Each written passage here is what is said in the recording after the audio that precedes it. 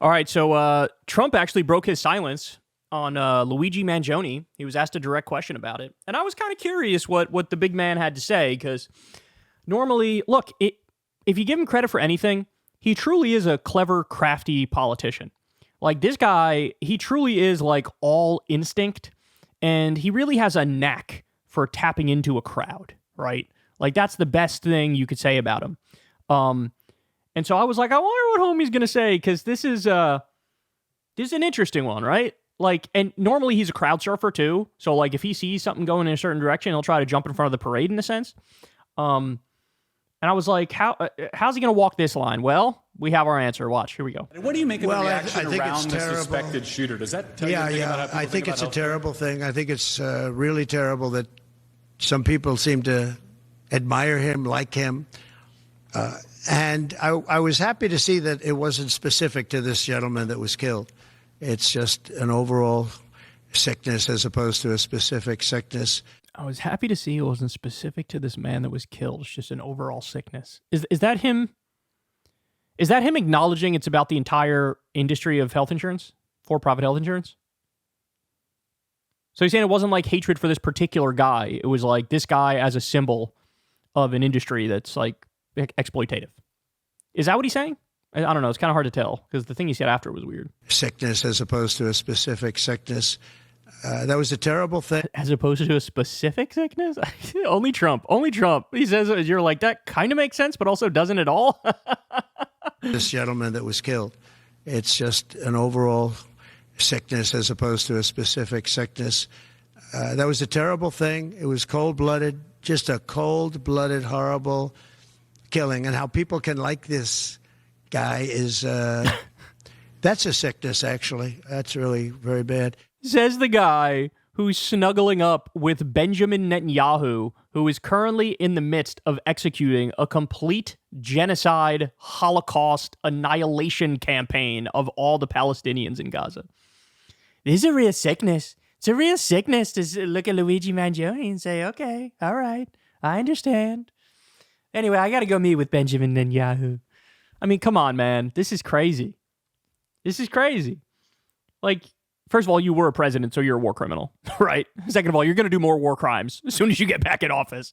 Third of all, Trump knows what Netanyahu's doing. He's talked about, oh, you see these horrible things, the kids getting pulled out from underneath the rubble, and I'm going to send more bombs to do that again. Like, Jesus, man. That's a sickness, actually. That's really very bad, especially the way it was done. It was so bad, right in the back. And very bad, very thing like that. You can't believe that some people, and maybe it's fake news. I don't know. It's hard to believe that that can even be thought of. So he's saying maybe it's fake news, the like positive reaction to it. So he doesn't see it at all. He doesn't see it at all. Look, I don't think he really knows or cares about how for-profit health insurance works in this country because he's rich, right? He's never had to deal with this shit. There was a time in 2015 or 2016 when he went on 60 Minutes and he was just sort of babbling and he was asked about healthcare and he was like, everybody's gonna have healthcare. And the guy was like, well, and who's gonna pay for that? And he was like, the government. Classic. Like, to be fair, when he was younger, he actually did support universal healthcare. He told stories of like his buddy who went to Scotland and hurt himself and he went to the hospital and he didn't have to pay a bill. And like he had talked positively of the universal healthcare systems. And then again, that one interview in 2015 or 16, he was like, well, I'm going to do universal healthcare. But of course he didn't. In fact, 3 million people lost their health insurance under him. And his proposed healthcare bill had like an 8% support rating because it would have gotten rid of protections for pre-existing conditions. So I really think he just doesn't know how it works, right? I mean, he's a billionaire. He's insulated from these sorts of things. And so he doesn't know or care that these health insurance companies price gouge the shit out of you on the front end and then on the back end try to deny as many claims as possible to increase their profit, which means some people die from getting their claims denied. A lot of people go bankrupt. It's the number one cause of bankruptcy in this country is medical bills. He doesn't know. He doesn't care. And it's further evidence of like when he gets in there, he ain't gonna do shit to fix this. I mean, for all the flaws of the Democrats, and there are many, at least under Democrats, 50 million people got more health insurance, right? And to be fair, it wasn't even just private health insurance. Under Obamacare, they did the Medicaid expansion. And then, of course, there's the good provisions of staying on your parents' health insurance until you're 26 years old, and 85% of the money that goes to health insurance companies has to go to actual care and not bullshit. That number used to be way, way smaller, and protections for pre-existing conditions. And like there were these provisions that were genuinely good that moved us in the right direction, but he tried to repeal that and replace it with something worse. And I don't understand. I don't know. Why are people reacting like it's kind of a sickness? All right, one more time. I think it's a terrible thing. I think it's really terrible that some people seem to admire him, like him. When people express zero curiosity about why that is, that's kind of crazy to me. Isn't it crazy to you? Because, like, here's the thing, which on paper is the worst thing anybody could do. Like, gun somebody down in the back. Like, just shoot him in the back, kill him in broad daylight. Like, everybody knows that's like, okay, you're, like, at the top of the list of immoral if you do something like that. But their reaction was overwhelmingly positive. Are there truly people out there that are just not curious as to why the reaction was what it was? Because that requires, like, that absolutely requires, like, hey, man, we should look into this. Like, why? Why are they reacting like this? And if you do that, you uncover all the things that we've been talking about, right? I was happy to see that it wasn't specific to this gentleman that was killed. It's just an overall sickness as opposed to a specific sickness. What does that mean? It's an overall sickness as opposed to a specific sickness. In other words, it was about the system, right? Isn't that what he's saying? That was a terrible thing. It was cold-blooded, just a cold-blooded, horrible killing. And how people can like this guy is, that's a sickness, actually. That's really very bad, especially the way it was done. It was so bad, right in the back. And very bad, thing like that, you can't believe that some people, and maybe it's fake news. I don't know. It's hard to believe that that can even be thought of. Remember, guys, he packed his administration last time and is currently packing it this time with more Wall Street executives and billionaires than any administration in history, right?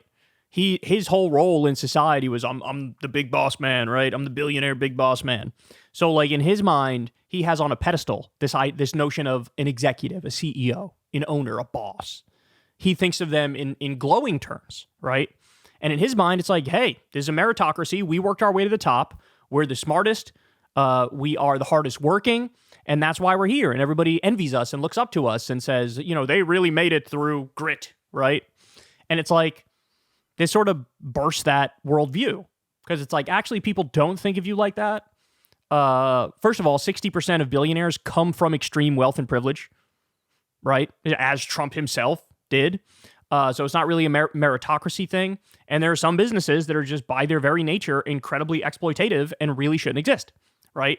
And it looks like he can't square that circle in his head, and he's not even going to bother to try.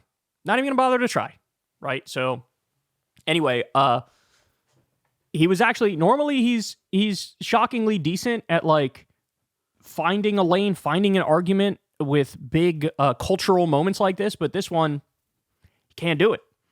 He can't do it because of his perspective. He can't do it because of his worldview. And he seems genuinely, like, flabbergasted about it. Genuinely. I know one of the things I've been seeing, like, Bernie try to do this, and I think Ro Khanna's trying to do this, and I saw David Sirota try to do this, and I love all these people, to be clear. But they're trying to flip the Doge argument and be like, hey, Doge, you guys are right. There is a lot of waste and inefficiency in the system. And oh, would you look at that? We were able to figure out that Medicare for All saves $450 billion a year and gets rid of a lot of waste and would fix the problem and would be more efficient. So please push for Medicare for All. And it's like, I see what you guys are trying to do. I respect it. And I love you. But that shit is going to hit the hardest brick wall of all time in 2 seconds. They're going to be like, no, fuck off. Like, of course they're going to react like that. Because they're fucking robber barons, right? They're corrupt robber barons. And they don't give a shit about the extreme pain and misery and death that's been inflicted on this country by for-profit health insurance. They don't care. And this is a clear example of it here. You see, it does not compute in his head. How and why? He said maybe it's fake news. In other words, maybe the reaction is fake news. Is it? Is it? It even surprised me at how overwhelming it was. How overwhelming it was. So it's the furthest thing from fake news. It's the realest news I've ever seen, and he can't get it because of who he is. And finally, I kind of alluded to this point before, But man, it takes a certain level of arrogance to talk about, this guy is a monster. This is terrible. This is horrible what he's done.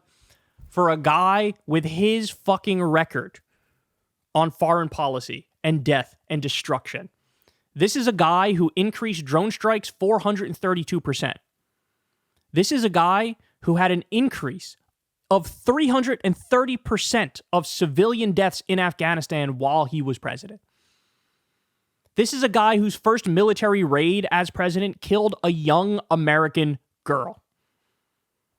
If you go down the list of the shit he did as president when it pertains to foreign policy, it's just warmongering. In this same speech, we'll either cover this today or tomorrow, probably tomorrow. In this same press conference Trump is doing here, he goes on to brag about shooting 58 missiles at Syria. You can't do your violence. Violence is bad and wrong. It's really monstrous. It's really monstrous. Remember when I shot those 58 missiles at Syria? That was wonderful, wasn't it? We really liked that, didn't we, folks? It's like there's a disconnect. Like the crimes of the empire are grandfathered in where they feel like everything we do is moral and just and reasonable and acceptable. And anything anybody else does is evil and wrong and terrible. And it's like, you look like an idiot. You look like an idiot. Because so many, their crimes are endless. Their crimes are endless, bro. Oh, man. All right, there you have it. Why don't you go have lunch with Benjamin Netanyahu again, Trump, as he carpet bombs more women and children, and you go out there and tut violence against a United Healthcare CEO. Hey, y'all, do me a favor and like and subscribe. It helps out big time in the algorithm. Click the bell as well for notifications when videos drop, and watch that video on screen right now. You know you want to.